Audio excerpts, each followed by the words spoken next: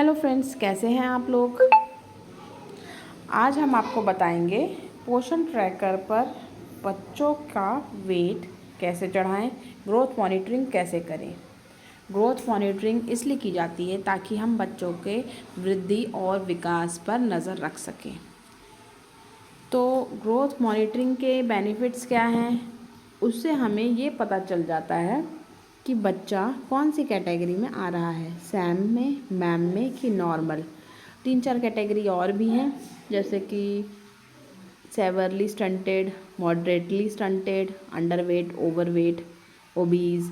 ये सब भी कैटेगरी हैं जिस पे हम लोग ध्यान नहीं देते हैं। हम सिर्फ सैम, मैम और नॉर्मल पे ही ध्यान देते हैं, लेकिन हमें इन सभी कैटेगरी पे ध्यान देना है और कोशिश करनी है कि हमारे बेनिफिशरी इन किसी नॉर्मल के अलावा किसी भी ग्रुप में ना आए।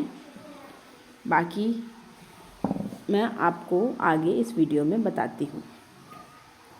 जैसे कि हम ये बेनिफिशरी लिस्ट देख रहे हैं, इसमें से हमें अगर वज़न सबका चेक करना है तो चेक करने के लिए हम क्लिक करेंगे।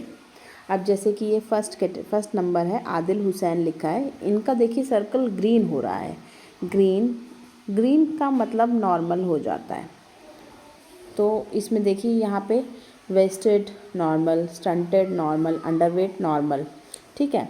ये यानी कि ये तीनों कैटेगरी में नॉर्मल है, तो ये बच्चा नॉर्मल कैटेगरी में आएगा।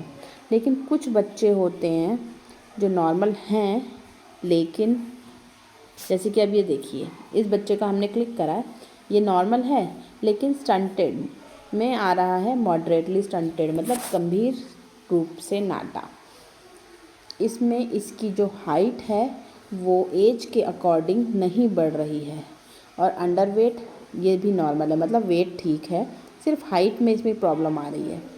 तो इसकी सब डिटेल हमें ये वज़न जब हम करते हैं तो उससे पता चल जाता है। और जैसे कि ये येलो वाला है, ये ईशान बच्चे का नाम है, ये येलो सर्कल में आ रहा है, इसका मतलब है कि ये बच्चा मैम में है। अब हम इसे क्लिक करेंगे और इसका देखेंगे। देखिए ये वेस्टेड मैम लिखा हुआ है, stunted severally stunted, underweight severally underweight. इसका मतलब है बच्चा मैम में तो है ही, लेकिन इसकी हाइट भी एज के अकॉर्डिंग नहीं बढ़ रही है, और वेट अंडरवेट सेवरली अंडरवेट मतलब इसका वेट भी बहुत कम है। तो जिनके वेट कम होते हैं, हम उनकी माँ को या उनके घर से उनके पेरेंट्स को बुला के उन्हें समझाते हैं कि बच्चे पे ध्यान दें, उनके खान पान का, उनकी साफ़ सफाई बहुत इम्पॉर्टेंट है, क्योंकि आधे से ज़्यादा बीमारियां साफ़ सुथरे बच्चे को रखने से ही कम हो जाती हैं। तो आप कोशिश करिए साफ़ सुथरे रहें और अपने आसपास का माहौल साफ़ रखें और बच्चों को भी साफ़ रखें। और बाकी उन्हें डिस्पेंसरी रेफ़र करा जाता है ताकि वो वहाँ दिखाएं बच्चे को। वहाँ से दवाइयाँ मिलती हैं, टॉनिक वगैरह, जिससे बच्चे को खाने पीने का मन करता है वगैरह वगैरह, ठीक है।